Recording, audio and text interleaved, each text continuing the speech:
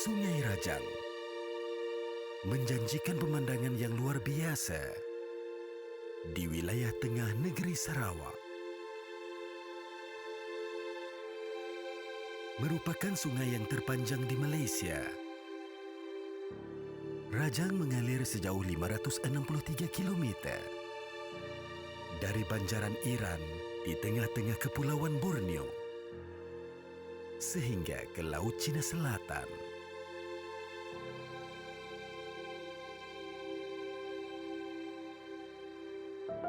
Kaya dengan ekosistem, Sungai Rajang bersaing dengan arus pemodenan untuk kekal signifikan dan terus relevan menungkah pembangunan setempat.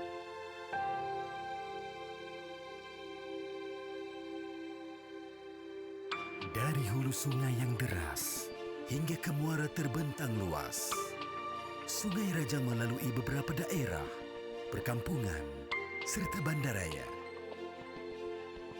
Setia memberi khidmat bakti kepada penduduk di sekitarnya.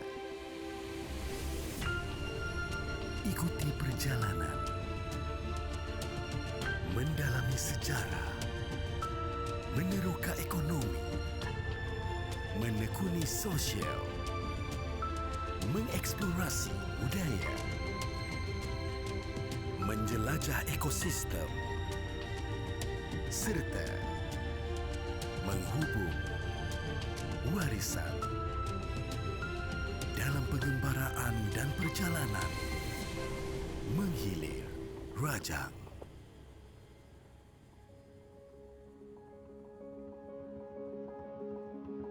Industri perkapalan merupakan sektor penting di dalam ekosistem ekonomi di sepanjang Sungai Rajang. Kewujudan industri ini di Bandar Sibu menjadikan kawasan ini sebagai hub perkapalan yang penting di samping menyediakan peluang pekerjaan kepada penduduk sekitar. Sapor Shipbuilding Industry Sendirian Berhad atau turut dikenali sebagai Dok Sapor merupakan salah satu pemain industri perkapalan yang berpangkalan di Bandar Sibu. Ting Hua Dak, pengurus operasi Dok Sapor, sentiasa memastikan perkhidmatan syarikatnya berada di paras yang tertinggi. So I'm the operation manager. So I look all over these people. So they have individual people to take care. So I just make sure that everything goes smooth, everything is provided, material to be come on time on site, so they can feed it, then install it, then follow step by stage. So the main thing is from the management side. So they have to planning very well. So then the worker they can, have things to do. If you're not providing anything, how they can do? This place is government state that is industrial area. So all the yard coming in to buy the land and build a shipyard because along this river, so that is convenient. But which is good because they allocate. Previously they have this different location. For them, I think for government is not easy to control, and then now there is one lot of big land. I think which is good which is good. Okay, the old place now we only do repairing, ship repairing, no new building. But in here, in the shipbuilding, the third place will be the ship repairing together with the new building. Repairing, normally we can do around more than 80 vessels per year, for repairing. For new building is around 10 to 15, if before pandemic. And then because now also the economic crisis, so now will be low. They have a cargo vessel to Semenanjung and Sabah. They have 6 vessels. So this cargo vessel is about 3,000 tonnage. And normally they were every year they were talking at our place for repairing or emergency.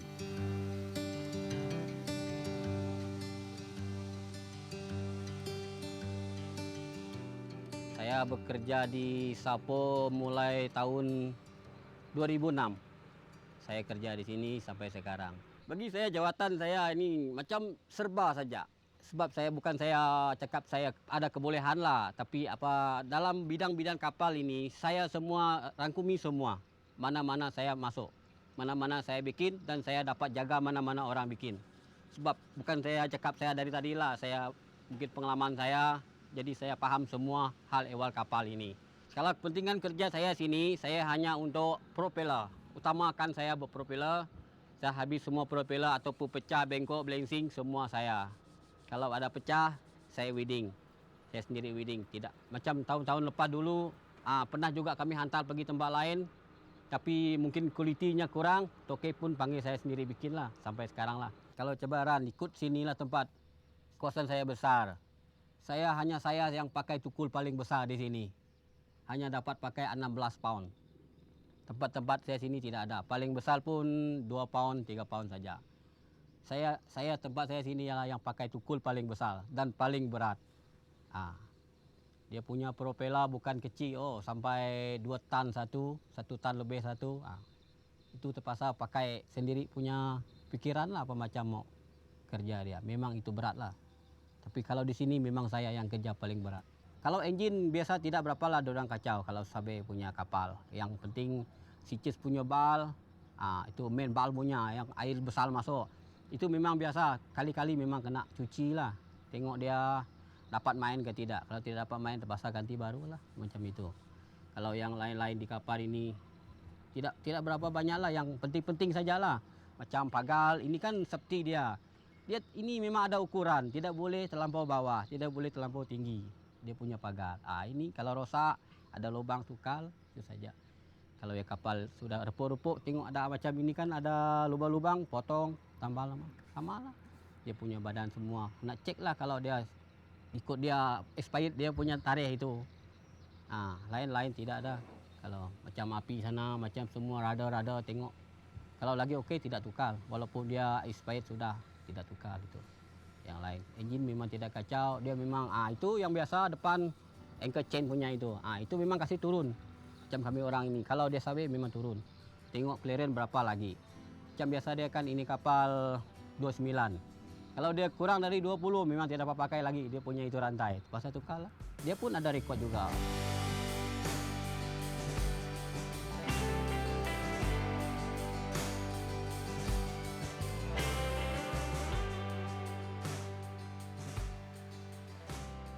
Kalau ikut sungai lah, kalau yang macam saya ingat dulu saya bikin kapal baru, kalau dia pakai KM punya, dia macam tidak berapa straight lah dia.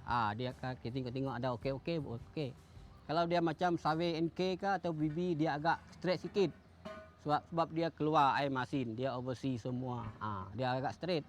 Ini barang tidak boleh, ini barang tidak boleh, tidak sama. Dia mau kalau ini barang macam cincai saja. Nanti sampai laut sana dia kena air masin sudah. Macam crack sudah. Tengok jenis Sabe dia tidak sama.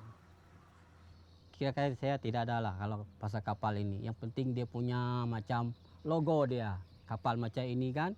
Ini barang apa, itu barang apa, memang harus paham lah apa ini barang. Itu yang penting kalau macam orang kerja kapal. Memang sudah belajar. Kalau orang sini pun mau paham juga. Ini barang simpan mana. Macam ABC punya itu, fire fitting punya. Saya orang mau simpan mana memang mau paham juga yang 9 kilo, yang 5 kilo, mana-mana simpan itu. Itu yang susah, yang pasal ini kapal lah. Tapi yang kalau bikin-bikin semua kita pun ikut drawing. Kalau drawing tidak ngam, ikut owner punya. Owner pun dia mau keputusan approve punya dari Sabe ini macam boleh baru bikin. Itu sajalah kalau kapal. Kalau baru punya lah. Kalau lama ini senang, kita hanya ikut apa dia potong, ini macam bikin. Yang saya ingat lah sini yang pernah paling banyak satu kali naik 4 biji. Sini 2, saya kasih naik sana pun 2. Semua propeller buka semua. Jadi propeller semua 8. 1 bulan 8 biji semua saya kasih bikin semua. Itu pengalaman yang paling banyak.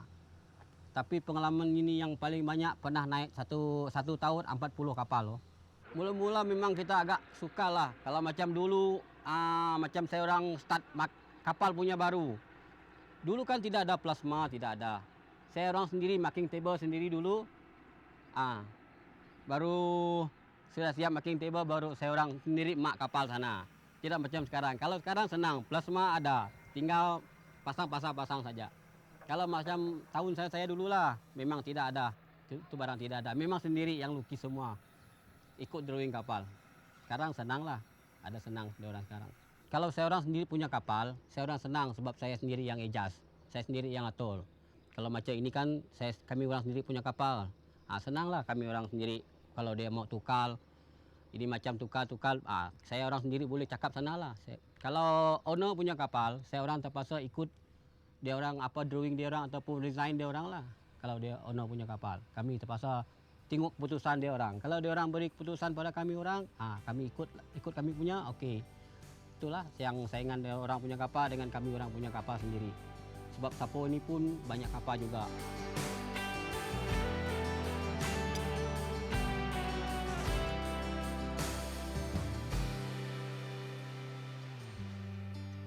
Saya start kerja di sini sejak tahun 2005, tepatnya tanggal 15 Mei 2005. Saya start kerja di dok sini, di Sapor sini. Waktu itu saya kerja di sini, Sapor belum siap. Semua masih berupa hutan, masih hutan belantara. Saya bersama rombongan 8 orang yang ada di sini.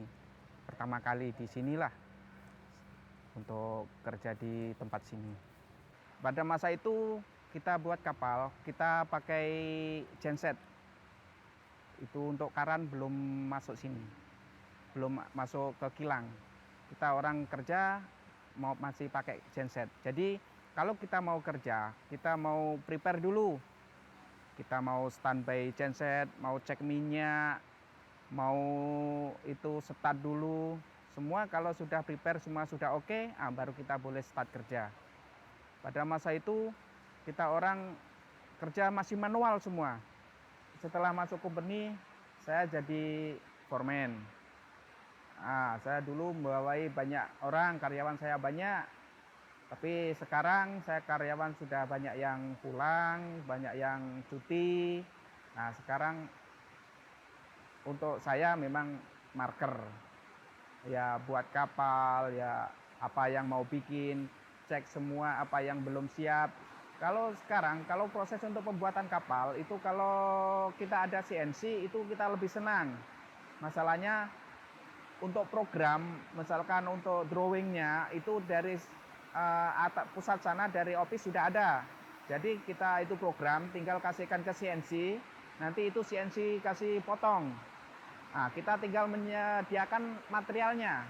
Macam kita sediakan sipletnya, kita adakan standby-kan dia punya angle bar-nya, semua pipe-nya kita semua yang menyediakan.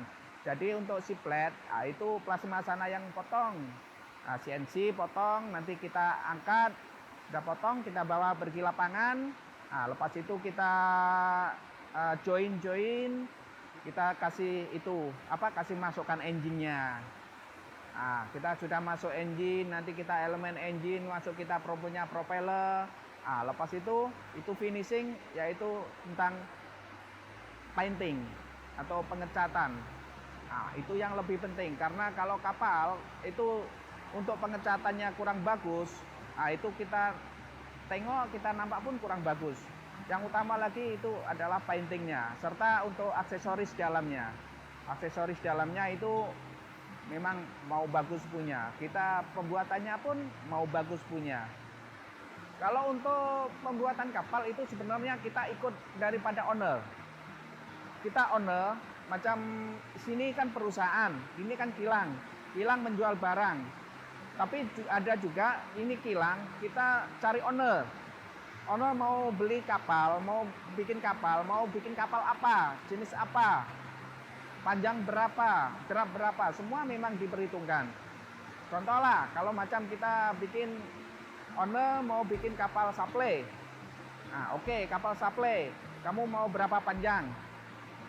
Nah, lepas itu kamu draft mau berapa? Lepas itu kamu material mau pakai apa? Semua memang sudah dikalkulasi. Dari sabe semua, dari desainer semua sudah dikalkulasi.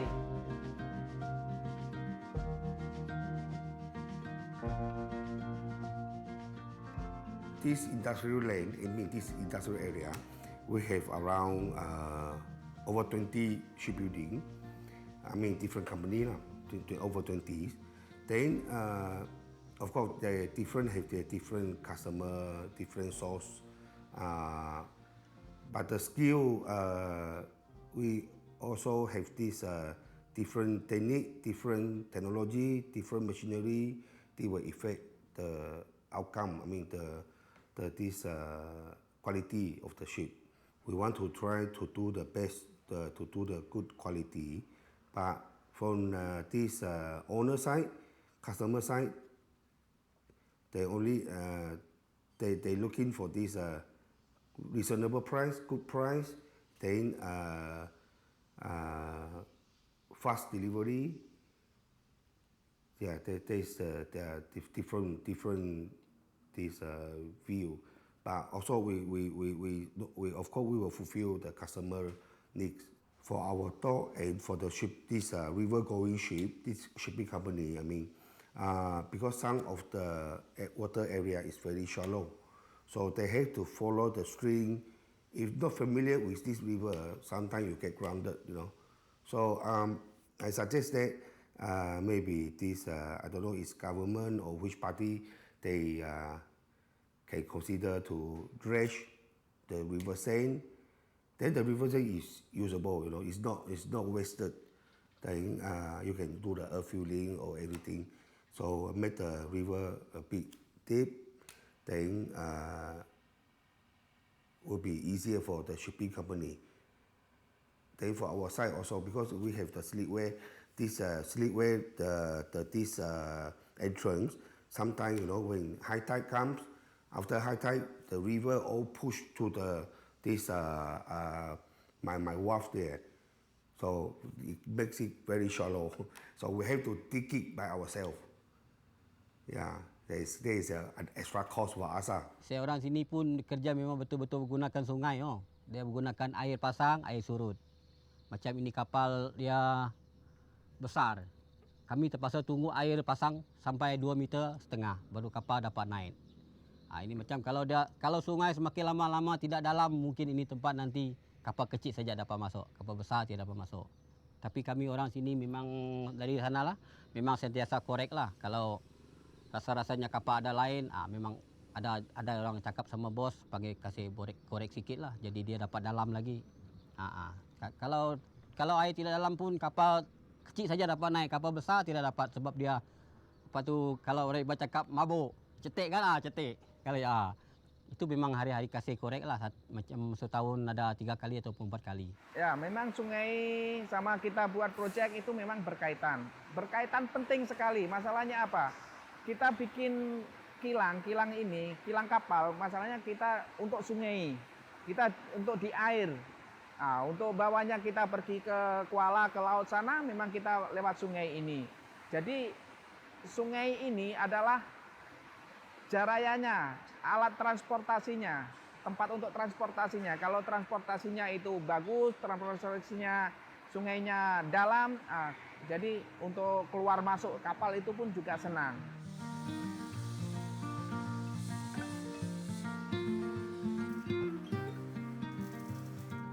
As this shipyard association, maybe we have we can like a scholarship, like subsidized to this student who is in college or university, which is we provide the fund. Then if you go to this field, study this field, then you can get the fund. Then you have to work for the shipyard association, which any shipyard they will arrange after you graduate. Kalau yang saya ingat lah, macam dulu, tidak ingat tahun berapa, saya di Sungai Bidut ada budak sekolah juga belajar, Pak. Ada P3, ada orang ambil mesin penyelai, ada juga ambil welder, ada piping. Tapi setelah dia orang belajar pun tidak tahu pergi mana dia orang. Mungkin minat dia orang tidak pasti dia orang punya kerja itulah.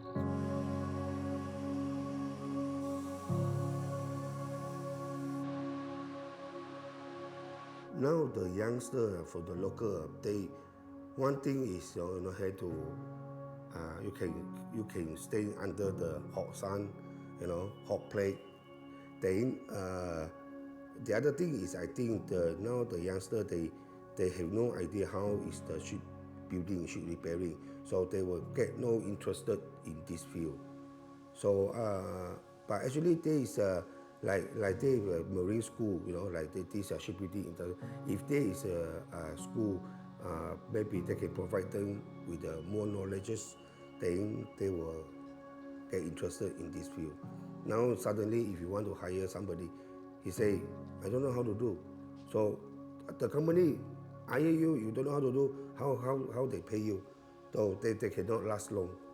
Last time I have this worker is youngster only 20 years or plus. Then he come to my yard, work for 3 days. After 3 days, he ran away. Kadang-kadang orang mungkin tidak ada kesabaran kerja. Sikit-sikitnya rasa panas lah, berat lah. Tapi inilah niat dia orang. Bagus saya pindah kerja, cari lain tempat. Mungkin faktor dia orang kekurangan lah kerja di sini. Bagi kita yang sudah terbiasa itu senang. Tapi bagi orang yang belum pernah melakukan atau belum pernah bekerja di perkapalan memang merasa susah, merasa sulit.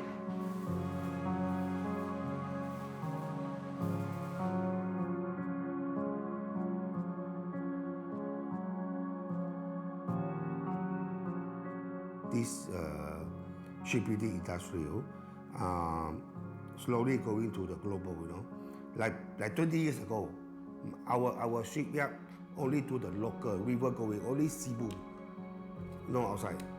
Even Kuching maybe don't have. But now we have slowly going to outside. So I'll try to within, hopefully this 20 years, we can have more these outside people.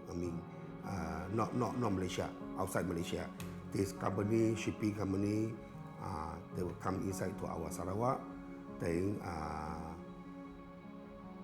do business with us. Sungai adalah nadi bagi perindustrian perkapalan. Semakin sungainya bagus, semakin sungainya dalam, sungainya tidak kotor, perekonomian perkapalan terutama itu semakin baik. Karena apa? Transportasinya lancar. Karena ditunjang dengan sungai yang bagus, yang luas, yang dalam, jadi waktu pun efisien, tidak terhambat. Kalau ikut pandangan saya lah, Sungai Rajang dengan kawasan perkapalan di Sarawak lah, Sungai Rajang inilah yang paling pengeluaran kapal terbanyak saya kira. Semoga industri perkapalan di wilayah tengah negeri Sarawak ini akan terus maju dan mampu membawa nama Sarawak sebagai salah satu hub perkapalan yang bermutu tinggi.